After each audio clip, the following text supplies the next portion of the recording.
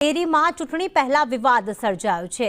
ડેરીના ચેરમેન શંકરસિંહ સામે ડિરેક્ટરો આક્ષેપ કરી રહ્યા છે। ચેરમેન શંકરસિંહ રાણા પર ગંભીર આક્ષેપ લાગ્યા છે કે પોતાના જ પરિવારના સભ્યોને મંડળીમાં ચેરમેન બનાવવામાં આવ્યા। 5 સભ્યોને અલગ અલગ મંડળીમાં ચેરમેન બનાવી દીધા છે। ડિરેક્ટરોએ ચૂંટણી અધિકારીને લેખિત રજૂઆત કરી છે।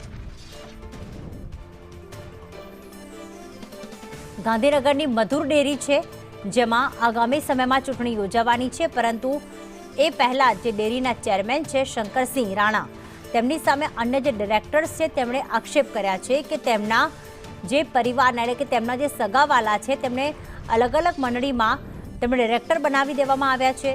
તેમણે ચૂંટણી પંચને, ચૂંટણી અધિકારીને પણ આ અંગે લેખિત રજૂઆત કરી છે અને કહ્યું છે કે પોતાના જ પરિવારના 5 સભ્યોને અલગ અલગ મંડળીમાં ચેરમેન બનાવ્યા છે, જેના કારણે તેમને ફરીથી ચેરમેન ન બનાવવા જોઈએ। ડિરેક્ટરો આ બાબતે ચૂંટણી અધિકારીને લેખિત રજૂઆત પણ કરી છે। તો આગામી સમયમાં મધુર ડેરીની ચૂંટણી યોજાય એ પહેલા જ વિવાદ સર્જાયો। અન્ય ડિરેક્ટરો હાલના ડિરેક્ટરના વિરોધમાં છે।